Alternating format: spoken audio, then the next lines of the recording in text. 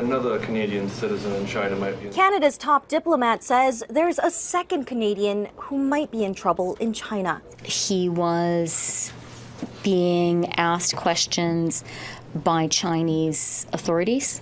Michael Spavor, seen here with Dennis Rodman in Pyongyang, runs cultural exchanges with North Korea out of China. According to China's government news site, he's being investigated of, quote, harming China's national security. Canadian officials say he had reached out to the Canadian government earlier, but they've since lost touch.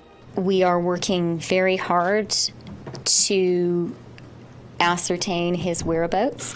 That announcement on Wednesday signals the latest in growing tensions between the two nations, which started with the arrest of a Chinese executive in Vancouver. Huawei CFO Meng Wanzhou was seen leaving a Canadian courtroom Tuesday. She was released on bail after being detained for over a week, but still faces possible extradition to the U.S. That same day, Canada confirmed one of its citizens, a former diplomat, was detained in China. Reuters' Christian Shepherd has been following the story from Beijing. There still haven't been many details released about the case of Michael Kovrig, the former Canadian diplomat who has been detained in Beijing. Diplomats in Beijing, however, are calling the case a form of kidnapping. Others are calling it something like a hostage situation. So there's some very strong language being used. In a Thursday editorial, Chinese state media urged Canada to defy the U.S. and grant unconditional freedom to Meng.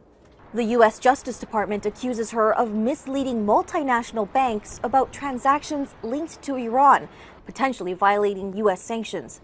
In an exclusive interview with Reuters this week, President Trump said he would intervene with the Justice Department on her case if it would serve national security interests or help close a trade deal with Beijing.